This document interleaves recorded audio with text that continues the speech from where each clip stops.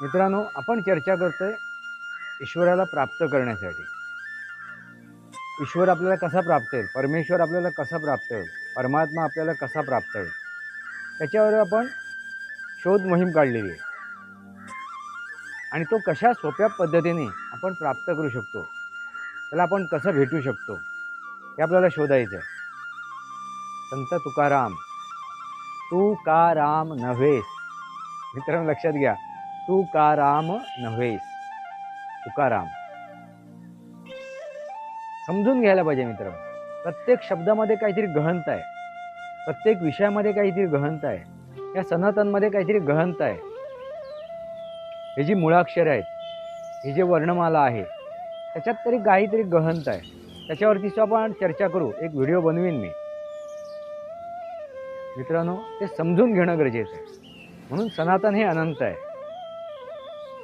त्या प्रत्येक अक्षरामध्ये काहीतरी गहनता आहे, त्या प्रत्येक अक्षराला काहीतरी मूळ स्वरूप आहे, त्या प्रत्येक अक्षरामध्ये काहीतरी रहस्य आहे।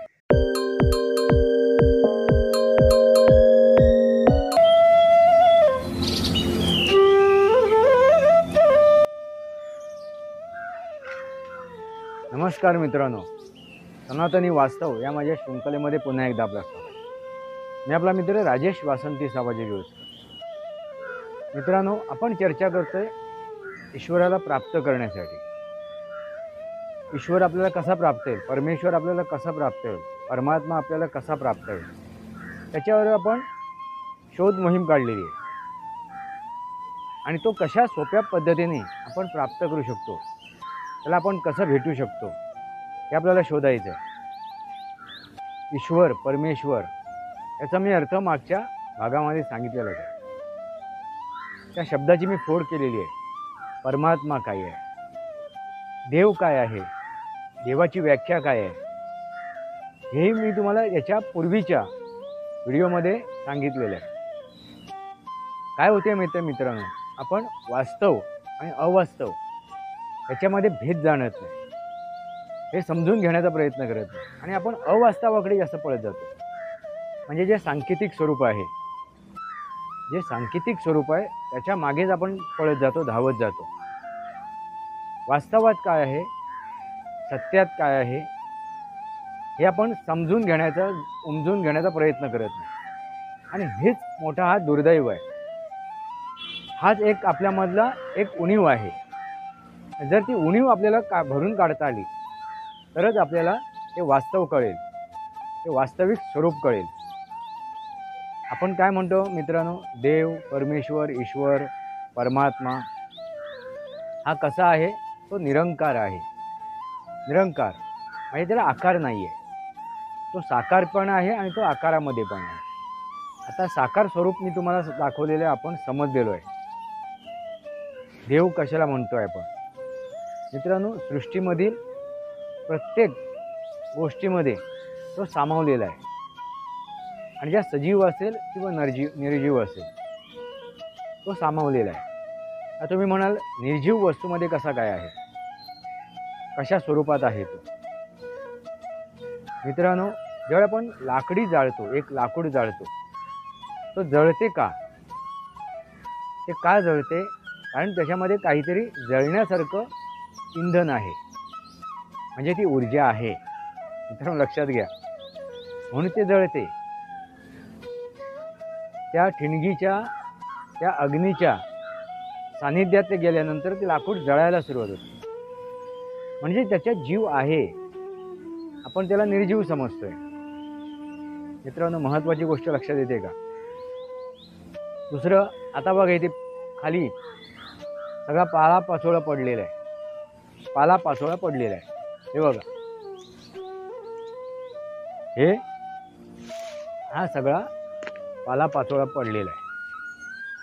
आता हा पालापाचोळा आपण म्हणतोय निर्जीव आहे, त्याच्यातला जीव गेलेला आहे। मित्रांनो, आपण त्याला निर्जीव समजतोय, पण हाच पालापाचोळा ज्यावेळी पाण्याच्या सानिध्यात जातो, त्याच्यावरती क्रिया होते, अभिक्रिया होते, आणि काय होते, तो सडायला सुरुवात होतो, आणि त्याच्यातून अनेक जीव निर्माण होतात। त्या बॅक्टेरिया निर्माण होतात, त्याला आपण खत म्हणून म्हणतो. आणि ते जे काय झाडांना, वृक्षांना, वेलींना, या निसर्गाला आवश्यक असलेलं खाद्य तयार होते. मग आपण अशा गोष्टीला कसं काय निर्जीव समजू? मग आपण अशा गोष्टींना कसं काय निर्जीव समजू? ते सजीवच आहे. प्रत्येक गोष्ट सजीव आहे असं म्हणायला हरकत नाही. मित्रांनो, ह्यामुळेच आपण बघा, एक झाडू आणतो घरात, एखादी वस्तू घरी आणतो नवीन, नंतर आपण त्याची पूजा करतो, त्याला हळद कुंकू वाहतो, त्याला अक्षता लावतो, त्याची नम्रपणे काय करतो, तिला आपण स्वागत करतो, तिला नमस्कार करतो आणि मगच ती वापरात काढतो. म्हणजे ही काय गोष्ट झाली तर आपल्यामध्ये असलेली अदबी, आपल्यामध्ये असलेला एक काय म्हणतात प्रेमभाव, त्या वस्तूच्या समोर आपण काय झालो, नतमस्तक झालोय, त्या वस्तूचा आपण आदर करतोय. म्हणजे आपण झाडू आणतो बघा, आता नुकतीच आता लक्ष्मीपूजन झालं दिवाळीमध्ये, त्यावेळी बऱ्याच लोकांनी झाडू आणली बाजारातून विकत, तर लक्ष्मीची पूजा करण्यासाठी. आणि त्या झाडूची पूजा केली गेली, तिला हळद कुंकू वाहिलं गेलं. म्हणजे याचा अर्थ काय झाला, तर प्रत्येक चराचरामध्ये तो परमेश्वर सामावलेला आहे. ही गोष्ट आहे. म्हणजे काय, तर ऊर्जा. मित्रांनो, त्या ऊर्जेमुळे तो लाकूड जळते, त्या ह्या पालापाचोळ्यामधून एक खत निर्माण होते आणि ते खत ह्या वृक्षांना, झाडांना, वेलींना, वनस्पतींना पोषण देते. मग मला सांगा, अशी कुठली गोष्ट आहे की ती निरुपयोगी आहे? ती निरुपयोगी आहे. मित्रांनो, याचाच अर्थ हा काय आहे की प्रत्येक गोष्टी जीव आहे. मग ते निसर्ग निर्मित म्हणतोय मित्रांनो, निसर्ग निर्मित, त्याच्यामध्ये तो जीव आहे. मग ते मनुष्य निर्मित असो, मग त्याच्यामध्ये जीव आहे का? आता प्लास्टिक, ह्या प्लास्टिकमध्ये कुठे जीव आहे? तो निर्जीव आहे. पण ह्या प्लास्टिकमधून सुद्धा इंधन तयार केलं जाते, एक केमिकल मिळते, म्हणजे जे जलाऊ असतं त्याच्यातून ते केमिकल निघते, त्याच्यावरती क्रिया झाल्यानंतर, अभिक्रिया झाल्यानंतर. म्हणजे एखादी तिसरी गोष्ट निर्माण करण्यासाठी दोन गोष्टीची आवश्यकता असते. त्या दोन गोष्टीमध्ये ज्यावेळी काय होते, अभिक्रिया होते, आणि त्या अभिक्रियेमधून तिसरी गोष्ट निर्मित होते. आता सरळ साधी गोष्ट, हायड्रोजन आणि ऑक्सिजन, प्राणवायू आणि हायड्रोजन, H2O हे जे सूत्र आहे, या सूत्रातून पाणी बनते, ज्याला आपण जल म्हणतो. आणि ह्या जलाला सुद्धा, या पाण्याला सुद्धा आपण देवस्वरूप दिलेलं आहे. म्हणून मागच्या माझ्या अध्यायामध्ये, व्हिडिओमध्ये त्याचा मी उल्लेख केला आहे. देव, जल, वायू, अग्नी, पृथ्वी, आकाश, अशा पंचमहातत्वांचा सुद्धा मी त्याच्यात उल्लेख केला आहे देव म्हणून. तर देव का, तर त्याच्यात एक ऊर्जा आहे. मग देव हा कुठे आहे, परमेश्वर हा कुठे आहे, परमात्मा हा कुठे आहे, ईश्वर हा कुठे आहे, तर चराचरामध्ये आहे, चराचरामध्ये आहे. म्हणून तुकाराम महाराज काय म्हणाले, देव शोधाया निघालो आणि देव होऊनी बैसलो. संत तुकाराम, तू का राम नव्हेस. मित्रांनो लक्षात घ्या, तू का राम नव्हेस, तुकाराम. समजून घ्यायला पाहिजे मित्रांनो, प्रत्येक शब्दामध्ये काहीतरी गहनता आहे, प्रत्येक विषयामध्ये काहीतरी गहनता आहे, या सनातनमध्ये काहीतरी गहनता आहे. हे जी मुळाक्षर आहेत, ही जे वर्णमाला आहे, त्याच्यात तरी काहीतरी गहनता आहे. त्याच्यावरती आपण चर्चा करू, एक व्हिडिओ बनवीन मी. मित्रांनो, ते समजून घेणं गरजेचं आहे. म्हणून सनातन हे अनंत आहे. त्या प्रत्येक अक्षरामध्ये काहीतरी गहनता आहे, त्या प्रत्येक अक्षराला काहीतरी मूळ स्वरूप आहे, त्या प्रत्येक अक्षरामध्ये काहीतरी रहस्य आहे. म्हणून आपण त्याला वर्णमाला म्हणतो. ती समजून घेणं गरजेचं आहे. आणि जर ती समजली तर आपल्याला ते वास्तव कळेल. मग तो देव, परमेश्वर, ईश्वर कळेल. मग आपण त्याच्या सानिध्यात जाऊ शकतो, त्याच्याशी एकरूप होऊ शकतो, त्याच्याशी आपण चर्चा करू शकतो, आपल्या व्यथा, आपल्या इच्छा, आपल्या आकांक्षा त्याच्यासमोर ठेवू शकतो. मित्रांनो, आपण मंदिरामध्ये जातो आणि नवस करतो. नवस, जे न वसणारं आहे, न वसणारं म्हणजे आपल्याकडे जे नाही आहे ते वसावं आपल्याकडे. नवसाचा अर्थच तो आहे, जे आपल्याकडे न वसणारं आहे, जे वास्तवात नाही आहे, जे वास्तव्यात नाही आहे, जे वसत नाही आहे, ते वसायला हवं, ते वास्तव्यात उतरवायला पाहिजे, ते वास्तव्यात मिळायला पाहिजे. मग आपण काय करतो? नवस करतो.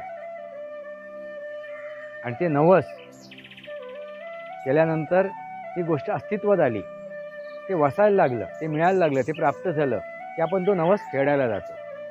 म्हणजे कृतज्ञता, आभार व्यक्त करायला जातो. मित्रांनो, हे कधी घडते, कसं घडते हे समजून घेणं गरजेचं आहे. मग त्या मूर्तीकडून मिळते का? मित्रांनो, त्या मूर्तीतून ती गोष्ट प्राप्त होते का? त्या सांकेतिक स्वरूपातून ती गोष्ट प्राप्त होते का? हा पण आणि नाही पण. तुम्ही म्हणाल आता डबल बोलताय तुम्ही, दोन तोंडांनी बोलताय, हा पण आणि नाही पण. हा का? तर आपण ज्याला प्राणप्रतिष्ठा केलेली आहे, त्याच्यात एक ऊर्जा निर्माण केलेली आहे. ज्यावेळी त्या मूर्तीला आपण स्थापन करतो त्यावेळी तिच्यात एक ऊर्जा निर्माण करतो, त्याला आपण प्राणप्रतिष्ठा म्हणतो. आणि प्राणप्रतिष्ठा कशी होते? तर ह्या पंचमहाभूताने. ज्यावेळी तिथे मंत्रोपचार केले जातात, मंत्र म्हटले जातात, त्यावेळी त्या मूर्तीमध्ये तो प्राण येतो. ह्या पंचमहाभूतातले ह्या पंचतत्व आहेत, त्याच्यात आपण सक्रिय करतो त्या मूर्तीत, म्हणजे ती ऊर्जा सक्रिय होते. लक्षात घ्या. आणि ती ऊर्जा सक्रिय झाल्यानंतर तो जो गाभारा आहे त्या मूर्तीचा जो गाभारा आहे, त्या गाभाऱ्यामध्ये ती काय करते? वावरते, हे होते, संचलित होते. म्हणून बघा तुम्ही, एखाद्या मंदिराच्या सभामंडपामधून आपण ज्यावेळी त्या गाभाऱ्यात प्रवेश करतो त्यावेळी वेगळीच एक आगळी वेगळी अनुभूती तुम्हाला मिळते. एक आगळा वेगळा एक तुम्हाला अनुभव तिथे मिळते. ते वातावरण निर्मित होते त्या गाभाऱ्यामध्ये. सभामंडप आणि गाभारा याच्यामधला जो फरक आहे तो आपल्याला जाणवतो लगेचच, कारण ती ऊर्जा तिथे प्रस्थापित झाली असते. दुसरी गोष्ट मित्रांनो महत्त्वाची, आपण ज्यावेळी मंदिरात जातो आणि मंदिरात गेल्यानंतर आपण नतमस्तक होतो, म्हणजे आपण त्या षड विकार रहित होतो. षड आकारामध्ये असतो पण षड विकारात रहित होतो. षड विकारावरती आपण काय करतो? नियंत्रण आणतो आणि आपण नतमस्तक होतो. आपण काय होतो? नम्र होतो. आणि अशा परिस्थितीमध्ये जी ऊर्जा आपल्यामध्ये निर्माण होते, आता हे ऊर्जाचे स्रोत काय आहेत? तर ही पंचमहाभूत, जे ब्रह्मांडी ते पिंडी, जे ब्रह्मांडी ते पिंडी. आता ब्रह्मांडात काय आहे? अग्नी, वायू, जल, आकाश, पृथ्वी, ही 5 तत्व आहेत, हे पंचमहाभूत आहेत. तेच पिंडामध्ये आहे. प्रत्येक मनुष्याच्या त्या पिंडामध्ये आहे, प्रत्येक मानवामध्ये आहे. मग तो असा माणूस त्या गाभाऱ्यात जातो, त्या गर्भगृहात जातो, तो सकारात्मक असतो, तो पॉझिटिव्ह असतो. त्यामुळे त्याची सुद्धा जी पंचेंद्रिय, 5 इंद्रिय आणि पंचमहाभूत हे काय झाले असतात? सक्रिय झाले असतात. आणि ते सक्रिय झाल्यानंतर त्याच्यातून जी ऊर्जा निर्माण होते, ती ऊर्जा सुद्धा त्या गाभाऱ्यात प्रस्थापित होते. मित्रांनो, लक्षात आलं का? जो कोण भाविक, जो कोण भक्त त्या गाभाऱ्यात जातो, गर्भगृहात जातो, तो नम्र होऊन जातो. काम, क्रोध, लोभ, मोह, मद, मत्सर हे सर्व तो त्या गाभाऱ्याच्या बाहेर ठेवतो आणि तो नतमस्तक झाला असतो, नम्र झाला असतो त्या मूर्तीसमोर, त्या सांकेतिक स्वरूपासमोर. आणि त्यामुळे त्याची जी ऊर्जा आहे ती ऊर्जा सुद्धा तिथे राहून जाते काही क्षणासाठी, काही वेळेसाठी. असे अनेक भाविक, अनेक भक्त त्या स्वरूपात त्या गर्भगृहात प्रवेश करतात. मग तुम्ही विचार करा मित्रांनो, अनेक ज्यावेळी त्या आतमध्ये ग्रहेत प्रवेश करतात आणि नम्र होतात आणि ती ऊर्जा तिथे प्रस्थापित करून जातात, त्यामुळे बाहेरून एखादा नकारात्मक असेल व्यक्ती, दुःखी असेल, कष्टी असेल, तो सुद्धा त्या आवरणात गेल्यानंतर, त्या परिवेक्षामध्ये गेल्यानंतर, त्या परिसरामध्ये गेल्यानंतर तो सुद्धा नकारात्मकतेतून सकारात्मकतेकडे जातो आणि ती मग सकारात्मकता घेऊन तो आपल्या कार्याला जातो, घरी जातो, आणखीन काय उद्योग करतो, काय करतो. त्यामुळे तो जे काय कार्य करतो, काम करतो, त्याच्यातून काय निर्माण होते, सकारात्मकता निर्माण होते आणि ती गोष्ट पूर्णत्वास येते. आणि आपण काय म्हणतो, देवाने माझं ऐकलं, देवाने आपली इच्छा पूर्ण केली, आपल्या आकांक्षा पूर्ण केल्या. मित्रांनो, वास्तवात देव फक्त तथास्तु म्हणतो. देव काय म्हणतो, तथास्तु म्हणतो. मग तो परमेश्वर म्हणा, ईश्वर म्हणा किंवा देव म्हणा, कुठल्याही स्वरूपात त्याला बोला, मग अल्लाह म्हणा, गॉड म्हणा, काही म्हणा. मित्रांनो लक्षात आलं, भगवान म्हणा, तो फक्त काय म्हणतो, तथास्तु. वास्तवात तो तथास्तु बोलतो का? नाही मित्रांनो. सांगण्याचा तो उद्देश आहे. वास्तवात काय आहे, तर वास्तवात ही पंचमहाभूत आहेत, तोच तो देव, ही सृष्टी आहे, हे ब्रह्मांड आहे आणि या ब्रह्मांडामध्ये ज्या वावरणाऱ्या ज्या संचालित होणाऱ्या ज्या ऊर्जा आहेत, त्या ऊर्जा आपल्याला एक प्रोत्साहन देते, एक ताकद देते, ऊर्जा देते, आपली एक मानसिकता तयार करते आणि या मानसिकतेमधूनच आपणच ते काम करत असतो. कर्मण्येवाधिकार असते, कर्मण्येवाधिकार असते. जैसा बोएगा वैसा पाएगा. मग तुम्ही सकारात्मक असाल, तुम्ही पॉझिटिव्ह असाल, तर त्यातून जे तुम्ही कर्म करणार आहात, तर त्याचा रिझल्ट काय निघणार, तर तो पॉझिटिव्हच निघेल. त्याचा निकाल काय लागणार, तर तो सकारात्मकच असेल. मग देवाने आपल्याला काय दिलं का, आणि आपण काय घेतलं का, काय मिळवलं का? तुझं आहे तुझं पाशी, परी जागा चुकलाशी. तुझं आहे तुझ्या जीवनाचा शिल्पकार, आणि झाला मानव या संसारी, आपुला आपण वैरी.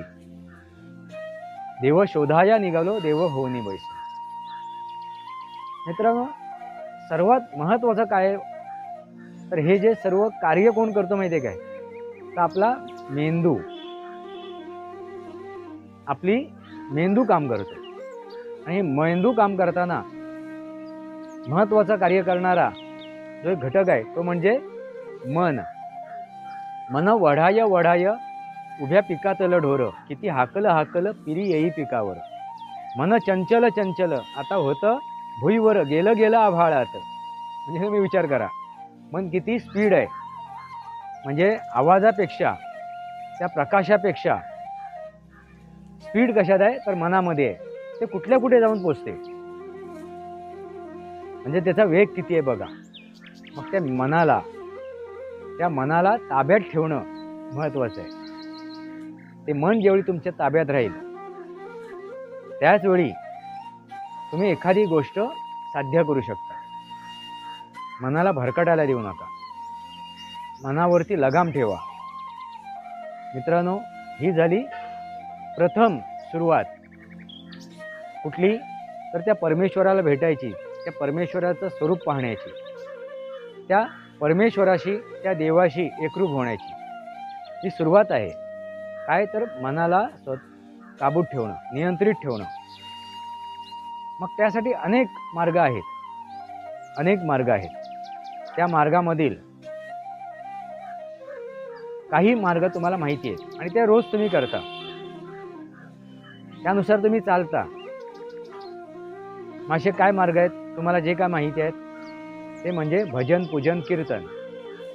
मित्रांनो लक्षात आलं का, भजन, पूजन, कीर्तन. भजन करणं, भंजन करणं. भजन करणं म्हणजे भंजन करणं. कशाचा भंजन करणं, काय तोडून टाकणं, काय कशाची विल्हेवाट लावणं, काय नष्ट करणं, तर आपल्या मनात आलेले जे विचार असतील, जे विचार आपल्याला अस्थिर करतायत, जे विचार आपल्याला दोलायमान करतायत, अशा विचारांना आपण काय करतो, भंजन करतो. त्या कृतीमध्ये, भजनामध्ये, त्या भजनांमधून. म्हणजे बघा किती सोपी गोष्ट आहे, किती सोपं आहे, सहज आहे. प्रार्थना, प्रार्थ म्हणजे आपण प्रश्नार्थीक आहोत. प्रार्थना म्हणायला आपण ज्यावेळी जातो, ठेवतो, त्यावेळी आपण काय म्हणतो, आपण प्रश्नार्थीक आहोत. आणि अर्थना, ते अर्थ समजून घेऊन, ज्यावेळी आपण प्रार्थना म्हणतो त्यावेळी त्याचा अर्थ समजून घेऊन ते आपल्या जीवनात उतरवणं, ते जीवनात उतरवणं हे महत्त्वाचं आहे. आता ही प्रार्थना, आता आपण शाळेमध्ये एक प्रार्थना म्हणत होतो, भारत माझा देश आहे, सारे भारतीय माझे बांधव आहेत, माझ्या देशावर माझं प्रेम आहे, माझ्या देशातील समृद्ध आणि भरभराटीने नटलेल्या, म्हणजे हे जे आपण जी प्रार्थना म्हणतो त्याचा अर्थ आपल्याला कळला का? आणि जो अर्थ जर कळला तर त्याचा आपण वास्तविक आपल्या आयुष्यात त्याचा वापर करू शकतो. आणि आपल्या आयुष्यात जेवढी आपण त्याचा वापर करतो त्यावेळी त्याचा रिझल्ट काय येईल, सकारात्मक येईल. आता पूजन करतो, पूजन, पूज्य, पूज्य म्हणजे जे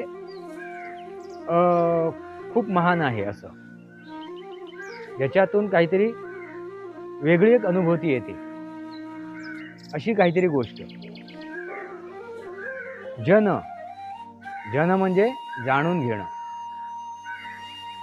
ती जाणून घेणं म्हणजे आपण ज्यावेळी पूजन करत असतो त्यावेळी आपण जाणून घेत असतो काय, तर त्या परमेश्वराला, त्या ईश्वराला, म्हणजे आपण त्याच्याशी वार्तालाप करत असतो, आपण त्याच्याशी काय करतो, संपर्क साधत असतो, आपण त्याच्याशी चर्चा करत असतो ते पूजन करताना. मग त्या भावाने, तो भाव जर तुमच्यात असेल पूजन करताना, आणि तुम्ही जर ते पूजन करताना एकरूप झालात, मग त्या सांकेतिक स्वरूपासमोर असो,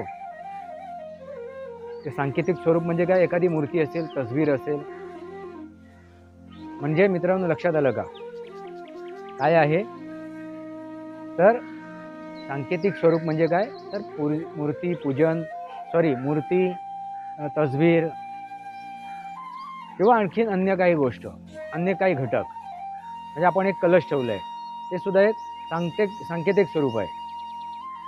म्हणजे तो कसा आहे, तो निरंकार आहे, त्याला आकार नाही आहे. मग आता मी जी चर्चा करतोय, बोलतोय, ह्या सगळी सृष्टी आहे बघा, ही झाडं दिसत आहेत, ह्या मी ब्रह्मांडाच्या खाली उभा राहून तुमच्याशी चर्चा करतोय, हवेची झुळूक मध्येच लागून जाते, त्या प्रकाशाची किरण माझ्या चेहऱ्यावर पडत आहेत, शरीरावरती पडत आहेत, म्हणजे त्याचं अस्तित्व मला कळते. पण बऱ्याच वेळेला ही सूर्याची किरणं, म्हणजे सूर्य उगवायच्या अगोदर अल्ट्राव्हायलेट किरण आपण म्हणतो, ती डोळ्यांनी दिसत नाही, ती महत्त्वाची असतात. आणि त्यामुळे पहाटे पहिल्या प्रहरी उठून त्या प्रकाशात जाणं आणि ती किरणं काय करणं, आत्मसात करणं, ग्रहण करणं, हे सुद्धा महत्त्वाचं आहे.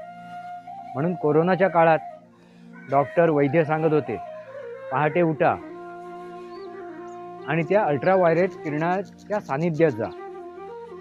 ती किरण आपल्याला दिसत नाही डोळ्याने.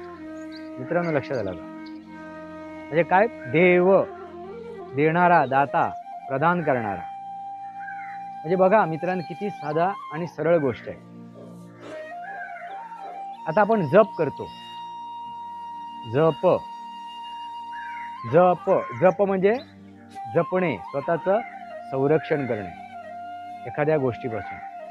आता जप कसा करतो आपण, तर एखाद्याचं नामस्मरण आपण करत असतो, कंटिन्यू करत असतो नामस्मरण.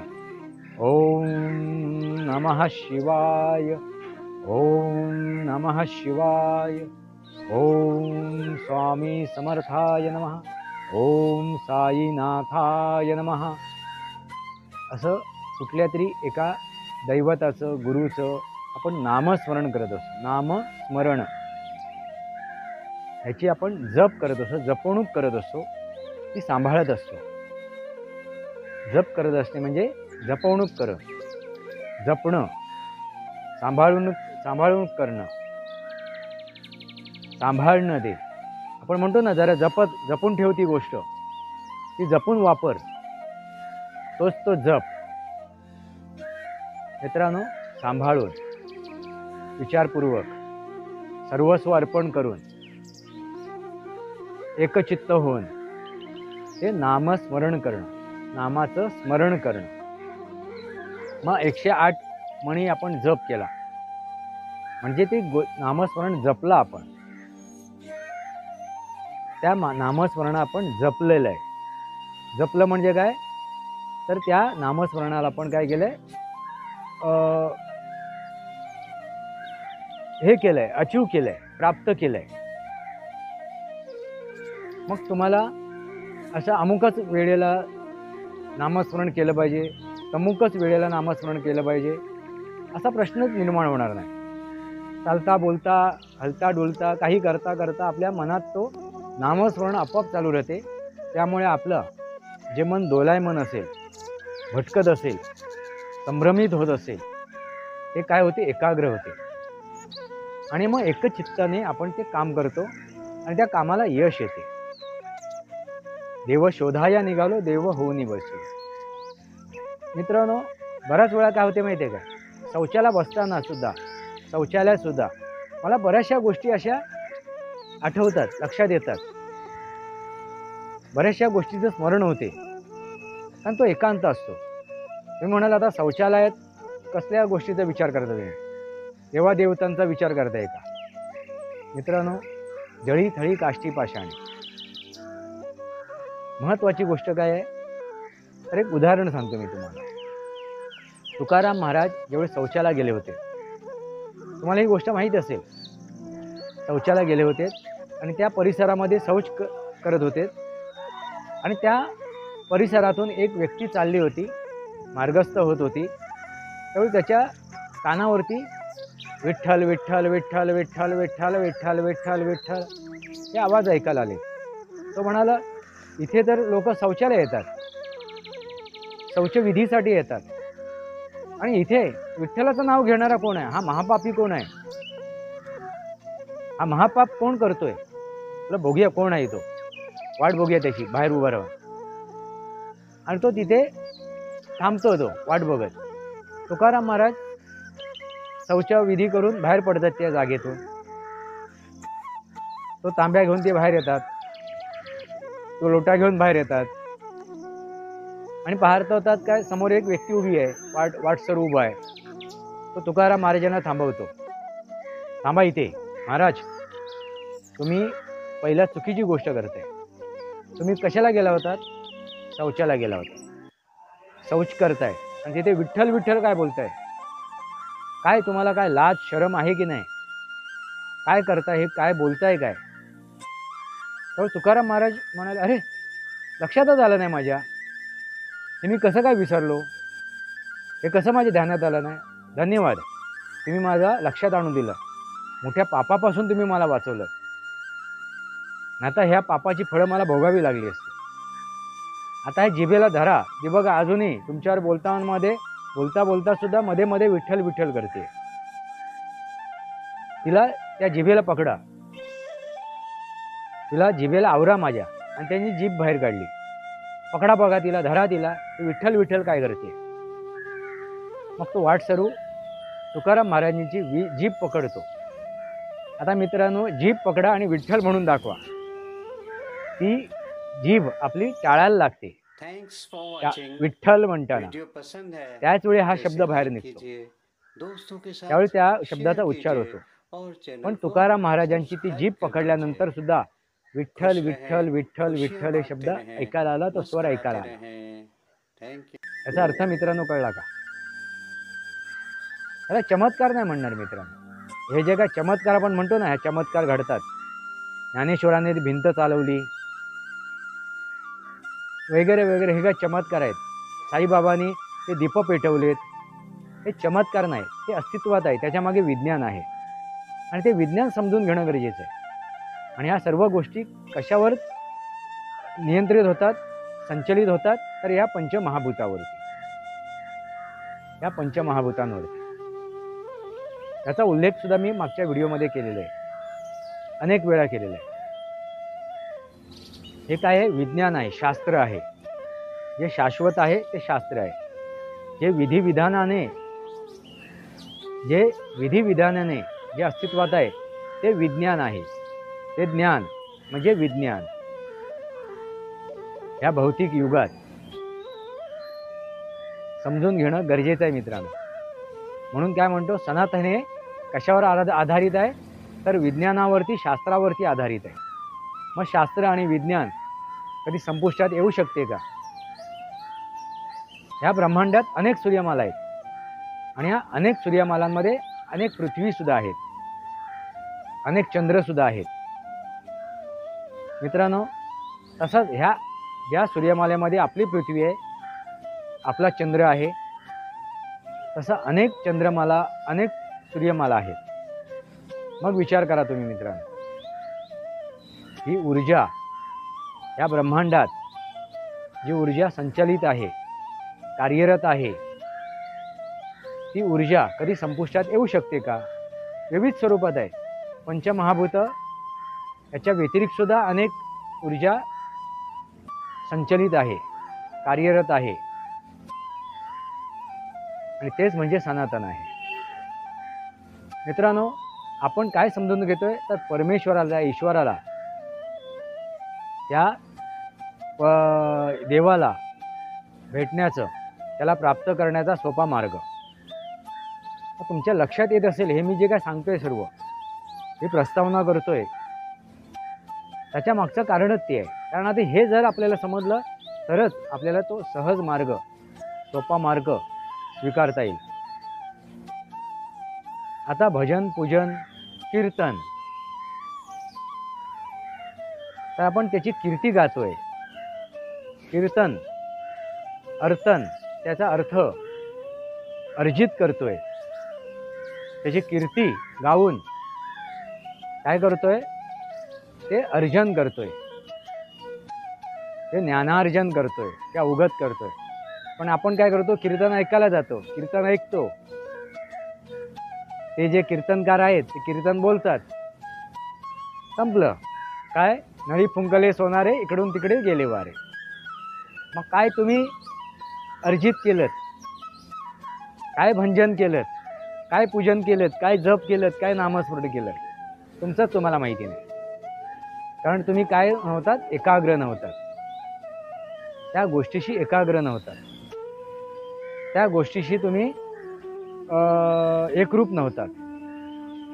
मग एकरूप राहणं गरजेचं आहे, एकाग्र होणं गरजेचं आहे. बघा मित्रांनो, मी काय शब्द वापरतो? एकाग्रता, एकरूप होणं. म्हणजे तुमच्या मनावरती तुम्हाला ताबा ठेवणं गरजेचं आहे.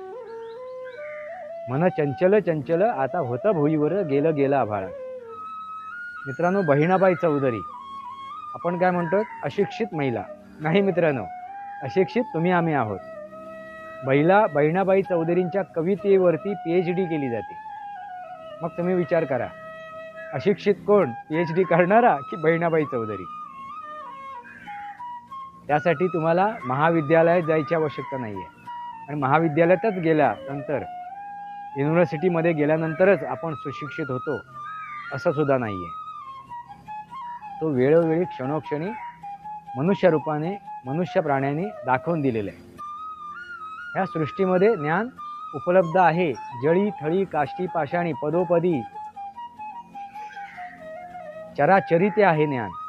फक्त ते ज्ञान प्राप्त करण्यासाठी आपल्याला आपली ज्ञानेंद्रिय जागृत ठेवणं गरजेचं आहे. पंचांद्रिय, ज्ञानेंद्रिय. मग जर ही ज्ञानेंद्रिय आपली जागृत असतील तरच आपण ते ज्ञान प्राप्त करू शकतो. मित्रांनो, एक गोष्ट मी बऱ्याच वेळा माझ्या ह्या अध्यायांमधून, व्हिडिओमधून त्याचा उल्लेख केलेला आहे. परत एकदा ह्या व्हिडिओमध्ये त्याचा उल्लेख करतो. मला एका प्रश्नाचं उत्तर मिळत नव्हतं आणि हे प्रश्नाचं उत्तर प्रश्न कुठे पडला होता? तर मी एक शिक्षक म्हणून एका शाळेमध्ये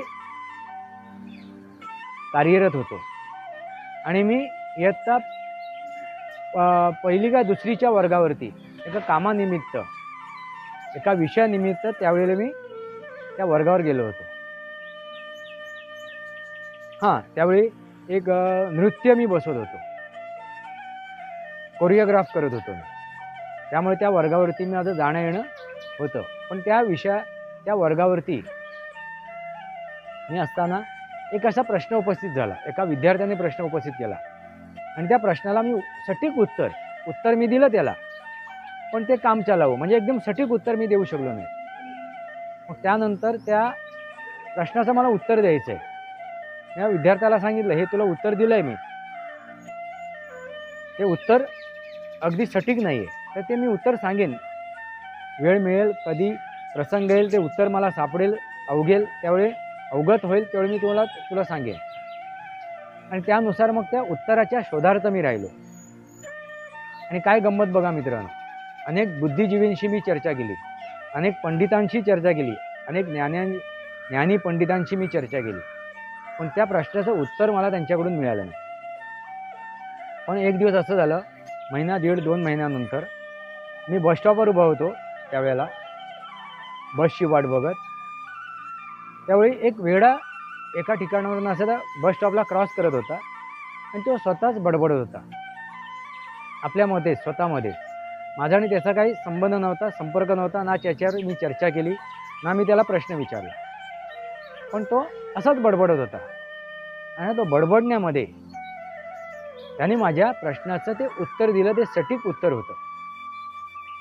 मित्रांनो, ते उत्तर मला का कळलं, का मला समजू शकलं, कारण मी कसं होतो, माझं ज्ञानेंद्रिय जागृत होते. लक्षात आलं का? त्यामुळे मी पटकन ते काय केलं, उत्तर अचीव केलं, आत्मसात केलं. ते मी प्राप्त झालेले उत्तर मी माझ्या त्या विद्यार्थ्याला सांगितलं. नाहीतर ज्या वेळेला मी त्या वर्गावर जात होतो त्या कोरिओग्राफ करण्यासाठी, त्यावेळी तो विद्यार्थी मला उठून विचारायचा, सर त्याचं उत्तर सापडलं का? पण बघा मित्रांनो, एका वेड्याने मला कळत नकळत उत्तर दिलं. आणि हे का मला प्राप्त झालं, का साध्य झालं, तर माझी ज्ञानेंद्रिय जागृत होती. म्हणून मित्रांनो, तुम्ही सामान्य परिस्थितीत, सामान्य जीवनात, सामाजिक जीवनात, सार्वजनिक जीवनात जेवढी वावरत असाल, मग ते सामान्य स्वरूपात काम असो, कुठल्याही प्रकारचं काम असो, तर तुमची ज्ञानेंद्रिय जागृत ठेवा. आणि आजूबाजूला काय घडतेय, काय बोलतोय, काय होतेय, परिस्थितीमध्ये काय परिवर्तन येते, त्याच्यावर अगदी काटेकोर लक्ष ठेवा, अगदी बारीक लक्ष ठेवा. म्हणजे बराच प्रश्नाची उत्तर तुम्हाला मिळतील. पण ह्या प्रश्नाची उत्तर जर सापडायची असतील तर प्रश्न ते आहेत ना, जे पडले तुम्हाला, ते तुमच्या लक्षात हवेत. त्यावेळेला त्या प्रश्नाची उत्तर मिळवण्यासाठी तुम्ही तत्पर हवेत. तरच तुम्हाला पदोपदी, क्षणोक्षणी, वेळोवेळी ते उत्तर तुम्हाला ती परिस्थिती, वेळ, काळ देत असते, कोणाच्या नाही कोणाच्या माध्यमातून. काय महत्त्वाचं आहे, तर ज्ञानेंद्रिय जागृत ठेवणं. मग तुम्हाला परमेश्वराला भेटायचं असेल, त्याला प्राप्त करायचं असेल, तर महत्त्वाची गोष्ट काय, तर तुमची ज्ञानेंद्रिय जागृत हवी. पहिली गोष्ट काय, तर तुम्ही एकाग्र व्हायला पाहिजे. दुसरी गोष्ट काय, तर तुमची ज्ञानेंद्रिय जागृत हवी. आणि तिसरी गोष्ट काय, जसा तो आपल्याला भावेल तसा तो पावेल. जसा तो आपल्याला भावेल तसा तो पावेल. म्हणजे मी मित्रांनो ह्यापूर्वीच त्याचा उल्लेख केलेला आहे, परत एकदा उल्लेख करतोय या व्हिडिओमध्ये. माझे वडील ज्यावेळी सिरियस होते, शेवटचा श्वास त्यांचा ते घेत होते, त्या परिस्थितीमध्ये मी साई चरित्राचा पारायण लावलं होतं. साई चरित्राचा पारायण लावलं होतं. आणि पारायणामध्ये मी सद्गुरूंना सांगत होतो की माझ्या वडिलांचा जीविताची हानी होऊ नये, ते स्वस्थ व्हावे, त्यांना जीवन मिळावं, त्यांना आयुष्य मिळावं, आणि त्यासाठी मी ती साई चरित्राचा पारायण लावलं होतं. पण मित्रांनो, माझ्या वडिलांनी पहिल्यांदा जे काय करायला हवं होतं, जे कर्म करायला हवं होतं जगण्यासाठी, जीवन प्राप्त करण्यासाठी, तिथे ते कमी पडले. याच्यावरती मी व्हिडिओ बनवलेला आहे अकाली मृत्यूवरती. पण माझा हट्टास होता, कारण त्यांनी माझ्यासमोर राजू माका जगाचा रे अशी एक इच्छा प्रकट केली होती आणि त्यामुळे माझा हा अट्ट्यास होता. पण मग सद्गुरूंनी मला दाखवून दिलं की आता ती वेळ निघून गेलेली आहे आणि तुझ्या वडिलांनी सुद्धा तो सरेंडर केलेला आहे. त्यांनी त्या मृत्यूला सामोरं जायची आता तयारी केलेली आहे. मग तुझा हट्टास सोड, तुझा हट्ट सोड. त्यावेळी तो प्रसंग तसा घडला. मी माफी मागितली सद्गुरूंची, त्या परमेश्वराची, आणि नतमस्तक झालो. आणि मला नंतर लगेच कळलं की ज्यावेळी मी तो हट्ट सोडला, माझ्या वडिलांनी प्राण सोडलेला आहे, तो शेवटचा श्वास सोडलेला आहे. त्यांना मुक्ती मिळाली, या जगातून निघून गेलेत. असो मित्रांनो, पण त्याच दिवशी त्याच रात्री मला ब्रह्मांड स्वरूप दिसलं, भूतो ना भविष्यतो. आणि ते एवढं ब्रह्मांड स्वरूप होतं. मी ज्यावेळी झोपलो होतो त्या पोथीच्या बाजूला, त्या साई चरित्राच्या बाजूला, आणि माझ्या मते पहाटे म्हणजे 3-3:30च्या आसपास मला हे स्वप्न पडलं, असं म्हणायला हरकत नाही. पण मी त्यावेळी डोळे उघडलेत आणि डोळे उघडून ते विराट स्वरूप बघितलं. मित्रांनो, उघड्या डोळ्यांनी मी ते विराट स्वरूप बघितलं. मी अगदी छोट्या एका त्याच्या चरणाजवळ एक असा काही म्हणजे म्हणतात ना, एक डोंगळा असतो, त्या डोंगळ्या इतक्या स्वरूपाचा असेल मी त्या विराट स्वरूपाच्या समोर. जे महाभारतामध्ये अर्जुनाला जे विराट स्वरूप दाखवलं गेलं ते आपण चित्रा स्वरूपात बघतो, तसंच ते विराट स्वरूप होतं. जया मनी जैसा भाव तया तैसा अनुभव. ज्याला जसा भावेल तसा तो पावेल, त्या स्वरूपात ते मला दर्शन झालेलं आहे. मित्रांनो, लक्षात आलं का? जया मनी जैसा भाव तया तैसा अनुभव. आरतीमध्ये आहे, साईबाबांच्या आरतीमध्ये, त्या प्रार्थनेमध्ये आहे. ते समजून घेणं गरजेचं आहे, ते उमजून घेणं गरजेचं आहे. मग तो भाव सुद्धा महत्त्वाचा आहे. पहिली गोष्ट काय म्हणालो मी मित्रांनो? एकाग्रता, एकाग्र होणं. दुसरी गोष्ट आहे की आपले ज्ञानेंद्रिय जागृत राहणं गरजेचं आहे. तिसरी गोष्ट म्हणजे तो भाव आपल्यामध्ये निर्माण होणं गरजेचं आहे. तो भाव असणं गरजेचं आहे. भाव म्हणजे छोटा भाऊ मोठा भाऊ नव्हे, कारण मी मधला आहे माझ्या भावंडामधील. माझ्या पुढे पण एक भाऊ आहे, मोठा भाऊ, आणि माझ्या मागचा पण एक छोटा भाऊ आहे. तो भाव नव्हे, आपल्या मनातले भाव, भावना, ती इच्छा, ती इच्छाशक्ती, ही महत्त्वाची आहे ते प्राप्त करण्यासाठी. जसा भावेल तसाच तो पावेल.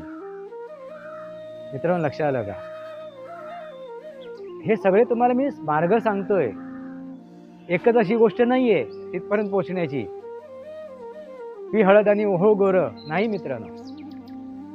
डॉक्टर देतो टॅबलेट, ही गोळी घे आणि मग पोट साफ, नाही मित्रांनो, एवढं सोपं नाहीये. एवढं सोपं ती गोष्ट नाहीये. हे प्रत्येक टप्पे पार करणं गरजेचं आहे. या प्रत्येक टप्प्यावरती आपल्याला काम करणं गरजेचं आहे. हे प्रत्येक टप्पे अचीव करणं गरजेचं आहे. आता तुम्ही म्हणाल लक्ष्मीपूजन, लक्ष, याचा सुद्धा उल्लेख केला, याच्यावर सुद्धा मी व्हिडिओ बनवला आहे, तरी सुद्धा मी उल्लेख करतोय. लक्ष्मी म्हणजे ती तस्बिरातली लक्ष्मी नव्हे, फोटोमधली मूर्तीमधली लक्ष्मी नव्हे, उभ्या स्वरूपात आणि बैठ्या स्वरूपात नव्हे, ती धन पाडते पैसे पाडते नव्हे मित्रांनो. लक्ष्मी म्हणजे लक्ष, ते लक्ष अचीव करणं, ते ध्येय अचीव करणं, तो उद्देश अचीव करणं, तो मिळवणं, प्राप्त करणं, म्हणजेच ती लक्ष्मी. आणि जर त्या लक्ष्मीला ते ध्येय प्राप्त केलं, ते लक्ष प्राप्त केलं, त्यानंतर जे काय आपल्याला प्राप्त होणार आहे, मिळवणार आहे आपण, त्याच्यातूनच आपण आपली समृद्धी घडवतो. मग एखादा उद्योग करतोय, माझा एक उद्योग करतोय, एक व्यवसाय करतोय, तो माझं लक्ष्य आहे. किंवा मी विद्यार्थी आहे, तर विद्यार्जन करणं आणि ते लक्ष्य प्राप्त करणं. ते लक्ष्य प्राप्त केल्यानंतर मी एका इयत्तेतून दुसऱ्या इयत्तेत जातो. असं करत करत मी ती पदवी ग्रहण करतोय आणि ते ज्ञान प्राप्त करतोय. आणि मग त्या ज्ञानाच्या जोरावरती मी काय करतोय, एखादी नोकरी करतोय किंवा एखादा व्यवसाय करतोय आणि त्याच्यातून मी धन प्राप्त करतोय. त्याच्यातून मी जमीन जुमला तयार करतोय. त्याच्यातून मी घरं बांधतोय, बंगले बांधतोय, महाल बांधतोय, राजवाडे बांधतोय. म्हणजे कधी तर ते मी लक्ष्य अचीव केल्यानंतर. मग ते लक्ष्य अचीव करणं गरजेचं आहे. मग हे लक्ष्य अचीव करण्यासाठी काय महत्त्वाची गोष्ट आहे, तर एकाग्रता, ध्येय, उद्दिष्ट, इच्छाशक्ती आणि आपले ज्ञानेंद्रिय जागृत राहणं गरजेचं आहे. मग लक्ष्मीला बघताना, त्या लक्ष्मीची साधना करताना, त्या लक्ष्मीचं पूजन करताना तुम्हाला काय लक्षात ठेवायला पाहिजे, तर ते लक्ष्य समोर ठेवायला पाहिजे. ना की ते सांकेतिक स्वरूप, ना की ते सांकेतिक स्वरूप. जर ते लक्ष्य समोर ठेवून त्या सांकेतिक स्वरूपाची जर तुम्ही पूजा केली, त्या भावाने, त्या उद्दिष्टाने, त्या उद्देशाने, तर ते तुम्ही लक्ष्य अचीव करू शकता आणि लक्ष्मी प्राप्त होऊ शकते. अन्यथा आपण भटकत राहू. मग काय महत्त्वाचं आहे, ते लक्ष्य अचीव करणं. मग त्यासाठी पहिली महत्त्वाची गोष्ट काय आहे, तर आपली सरस्वती रसना, जीभ, जिव्हा, स्वर, आपलं बोलणं, आपलं वक्तव्य, याच्यावरती सुद्धा नियंत्रण असणं गरजेचं आहे. कारण आपण जे बोलतो, वक्तव्य करतो, त्याच्यातून सुद्धा जी ऊर्जा निर्माण होते. मित्रांनो, तुम्ही शिवी घालून बघा, ती शिवी घालून बघा आणि आपला रक्तदाब चेक करा. ती शिवी दिल्यानंतर तुमचा रक्तदाब कसा असेल. आणि एखाद्याबद्दल म्हणजे वाईट इच्छा निर्माण करा, एखाद्याबद्दलची वाईट इच्छा निर्माण करा, आपल्या मनात एक नकारात्मकता निर्माण करा आणि तुमचा रक्तदाब चेक करा. तुमच्या लक्षात येईल तो रक्तदाब कशा प्रकारचा आहे. आणि आपण चांगल्या भावना निर्माण करू, आपल्या मनातून चांगले विचार निर्माण करू, चांगली भाषा वापरू, चांगले शब्द वापरू, चांगले शब्दप्रयोग करू. आणि त्यानंतर तुम्ही रक्तदाब चेक करून बघा, त्याच्यामध्ये जमीन आसमानाचा फरक तुम्हाला दिसेल. रक्तदाब हा नॉर्मल असेल, संयमित असेल, कधी तुम्ही सकारात्मक असाल तेव्हा. आणि शिव्यागाळ करणाऱ्याचा रक्तदाब तुम्ही बघाल, तो रक्तदाब वाढलेला असतो मित्रांनो. त्यामुळे त्याचा घात होऊ शकतो. रक्तदाबामुळे ब्रेन हॅमरेज होऊ शकतो. रक्तदाबामुळे बऱ्याच काही गोष्टी होऊ शकतात. जयामनी जैसा भाव तया तैसा अनुभव. मग बोलताना त्या सरस्वतीची पूजा करा. तुम्ही वागताना, बिहेवियर करताना त्या सरस्वतीची पूजा करा. रसवती, रसना, जीभ, तिला हाड नाही म्हणून म्हणतो ना, अरे तुझ्या जिभेला हाड आहे की नाही, कुठेतरी वळते, कशी तरी बोलते, काहीतरी बोलते, वातावरण दूषित करून टाकते, तीच ती सरस्वती. मग मित्रांनो सांगा, ह्या सरस्वतीचा आपण म्हणतो, एखादा उद्योजक असेल त्याच्याकडे लक्ष्मी नांदते आणि एखादा शिक्षक असेल त्याच्याकडे सरस्वती नांदते. नाही मित्रांनो, दोघांकडे सरस्वती आणि लक्ष्मी ही दोन्ही नांदायला हवी. तरच तो उद्योजक ते लक्ष्य गाठू शकतो. जर त्याच्या जिभेवरती काय असेल, मधुरता असेल, गोड असेल, त्याची जीभ गोड असेल. म्हणून आपण म्हणतो ना, जिभेवरती साखर ठेवा आणि डोक्यावरती बर्फ ठेवा, तरच तू उद्योगामध्ये, व्यवसायामध्ये ती गोष्ट साध्य करू शकतोस, ते अचीव करू शकतोस. बघा किती सोपं आहे मित्रांनो देवाला प्राप्त करण्याचा मार्ग. तुझा आहे तुझ पाशी, परी जागा चुकलाशी. देव शोधाया निघालो, देव होऊनी वैसलो. बघा किती सोपं आहे. मग ती रसना ती दोघांकडे असावी, प्रत्येकाकडे असावी. ती सरस्वती सुद्धा आणि ती लक्ष्मी सुद्धा. जर त्या शिक्षकाकडे, त्या गुरुकडे जर ती लक्ष्मी नसेल, म्हणजे ते लक्ष नसेल, आता गुरुचं लक्ष काय, तर आपल्या विद्यार्थ्याला आपण जे ज्ञान देतोय आणि विद्यार्थी ज्ञानार्जन करतोय, ते ज्ञानार्जन होते की नाही, आपण कुठे कमी पडतोय का, आपल्यामध्ये काय उणिवा आहेत का, त्या उणिवामुळे आपला विद्यार्थी आपण जे सांगतोय, आपण जे माहिती देतोय, आपण जे नॉलेज देतोय, ज्ञान देतोय, त्याच्यामध्ये कुठे अडचण येते का त्याला ते प्राप्त करण्यासाठी, अचीव करण्यासाठी.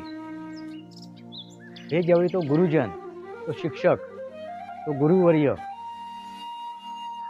जर लक्षात ठेवेल, म्हणजे लक्षात ठेवेल लक्ष्मी, मित्रांनो, त्यावेळी तो त्या लक्ष्मीची पूजा करेल आणि सरस्वती जिभेवर ठेवेल. त्यावेळी तो जे काय सांगतोय विद्यार्थ्यांना, ते विद्यार्थ्यांच्या अगदी मनामध्ये, त्यांच्या स्मरणामध्ये, त्यांच्या त्या ज्ञानेंद्रियामध्ये अगदी फिट बसतील. म्हणजे कुठे, त्या सीपीयूमध्ये, मेंदूमध्ये. त्याच्यावरती एक उदाहरण देतो मित्रांनो. मी शालेय जीवनात असताना आम्हाला एक शिक्षिका होत्या, कपुरे मॅडम म्हणून. तेवढे सुंदर शिकवायचे ना, इतिहास आणि हिंदी हा विषय ते शिकवायचे. मित्रांनो, ते अशा सुंदर पद्धतीने शिकवायचे इतिहास हा विषय, की आम्ही इतिहासातच जायचो. जसं का आम्ही त्या परिस्थितीत, त्या काळात गेलो आहे. म्हणजे शिवाजी महाराजांना एक उदाहरण आलं, शिवाजी महाराजांवरती तो इतिहास सुरू आहे, तर आम्ही त्या शिवकालीन इतिहासात जायचो. जणू का आम्ही शिवाजी महाराजांचा तो इतिहास चित्रपटच्या कसा आपण बघतो, त्या चित्रपटामध्ये जाऊन जसा बघतो, अनुभवतो, त्यापेक्षाही आम्ही तिथे होतो, आम्ही त्यांच्यासोबत आहोत आणि ते स्वतः आम्ही अनुभवतोय. म्हणजे आपण म्हणतो ना, टाईम काय म्हणतो त्याला, आपण त्या टाईम लाईनमध्ये जातोय, आपण त्या परिस्थितीमध्ये जातोय, त्या स्थितीमध्ये जातोय, त्या काळामध्ये जातोय. त्या काळामध्ये जाऊन छत्रपती शिवाजी महाराज यांच्या समवेत तो अनुभव घेतोय. अशा स्वरूपात तो इतिहास शिकवायचे. त्यामुळे मला वाटते ते 8वी 9वी 10वी पर्यंत आम्हाला ते मॅडम होत्या. तोपर्यंत मी तरी स्वतः इतिहासाचं पुस्तक उघडून कधी बघितलं नव्हतं. कारण तो पूर्ण इतिहास आमच्या मेंदूमध्ये, ज्ञानेंद्रियामध्ये, आमच्या सीपीयूमध्ये फिट बसलेला असायचा. फक्त परीक्षेला जायचं आणि उत्तरं लिहायची. म्हणजे बघा, त्या शिक्षिकेचं, त्या मॅडमचं, त्या गुरुजनांचं काय होतं, लक्ष होतं. म्हणजे त्यांचं लक्ष्मीचं पूजन होतं आणि सरस्वतीसुद्धा त्यांच्या जिभेवर असायची. पण कधीकधी ते जरा टोकायचे एखाद्याला, त्यावेळी त्यांची सरस्वती गडबड करायची. काय करायचे ते, एखाद्या विद्यार्थ्याला जर दूषणं द्यायची असतील, त्याला टोकायचं असेल, त्याचा राग आला असेल, मग ते त्याच्या शरीरावरून बोलायचे. अरे तू काय दिसतोय, तुझे केस कशी दिसत आहेत, तुझा रंग काय आहे, तुका अमुक काय आहे, म्हणजे त्याच्या शरीरावरून त्याची विडंबना करायची. म्हणजे त्यावेळी ते गडबड करायचे त्या सरस्वतीची. पण शिकवत असताना जी त्यांची रसना असायची, सरस्वती असायची, त्या सरस्वतीचे पूजन असायचं, ते अगदी अतुलनीय होतं. आणि त्या लक्ष्मीचं पूजनसुद्धा अतुलनीय होतं. ते अजूनही आठवते आम्हाला. तसंच आम्हाला एक शिक्षक होते गणिताचे, चक्रदेव सर म्हणून. ते सुद्धा गणित हा विषय अशा प्रकारे शिकवायचे, जो विषय मला आवडायचा नाही मुळात, तो विषय 8वी 9वी 10वी या इयत्तेमध्ये तो मला आवडायला लागला. आणि मी 10वीत असताना 12वीच्या विद्यार्थ्यांना शिकवायला लागलो गणित हा विषय. कारण का, त्यांचं त्या सरस्वतीवरती आणि त्या लक्ष्मीवरती, त्या लक्ष्मीची आणि त्या सरस्वतीची ते पूजा करत होते. आणि या पूजनामुळे आमची सुद्धा लक्ष्मीची आणि ते सरस्वतीची पूजा झाली, ती घडवून आणली. मित्रांनो, लक्षात आलं का? अनेक असे उदाहरण आहेत, अनेक अशा गोष्टी आहेत. मग ह्यासाठी काय महत्त्वाचं आहे, तर एकाग्रता असणं गरजेचं आहे. हे सर्व का आम्ही प्राप्त करू शकलो, कारण आमची तेवढी एकाग्रता होती. आम्ही समरस होत होतो. ते जेवढे विषय ते शिकवत होते त्यावेळेला आमची लक्ष्मी, आमच्यामधली लक्ष्मी, आमच्यामधली सरस्वती काय होती, जागृत होती. त्यामुळे ती आम्ही अचीव करू शकलो, ते प्राप्त करू शकलो. मित्रांनो, महत्त्वाची गोष्ट तुमच्या लक्षात आली असेल. मी काय काय सांगतोय टप्प्याटप्प्याने तुमच्या लक्षात आणून देतोय, उदाहरणही सांगतोय. आता भजन, पूजन, कीर्तन हे आपल्याला कळलं. आता आपण चांगली पुस्तकं वाचतो, ग्रंथ वाचतो. ग्रंथ म्हणजे त्याच्यातला सार. आपण म्हणतो एक ग्रंथी काढली, त्या एखाद्या गोष्टीमधून ती ग्रंथी काढली म्हणजे तो सार काढला. म्हणजे त्या ग्रंथाचा अर्थ काय, तो सार आहे. त्याच्यात तो सार मिळवणं गरजेचं आहे. म्हणून आपण म्हणतो ऋषीमुनींनी जे ग्रंथ लिहिले आहेत,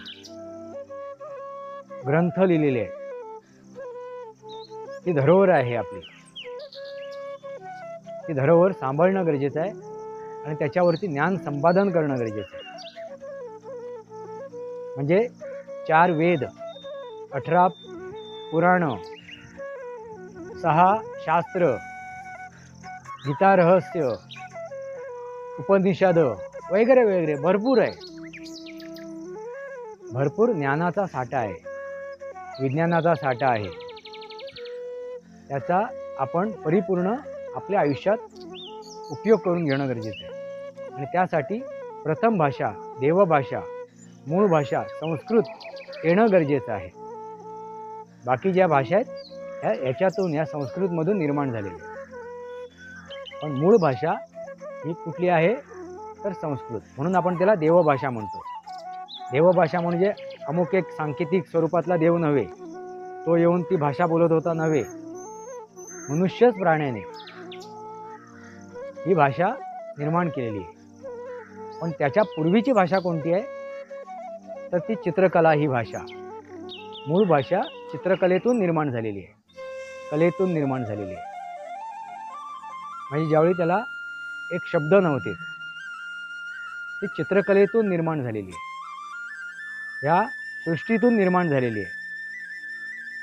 ह्या सृष्टीतील अनेक आवाजातून निर्माण झालेले आहे. ते गूढ रहस्य त्या स्वरातून ते निर्माण झालेलं आहे.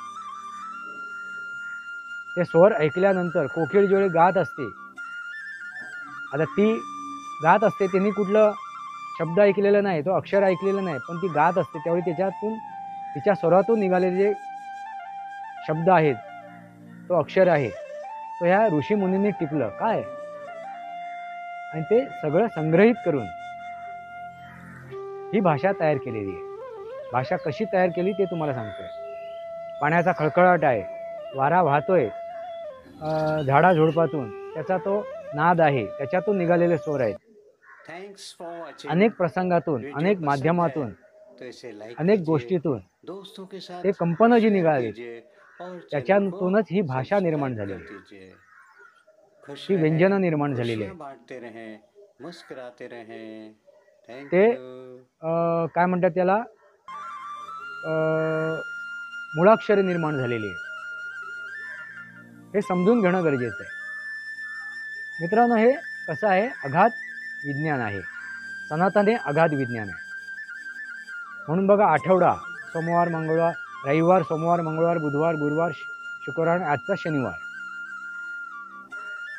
इंग्रजांनी किंवा इतरांनी एक आठवडा तयार करण्यासाठी विविध प्रयत्न केले, पण शेवटी त्यांना ह्या 7 दिवसावरतीच थांबावं लागलं.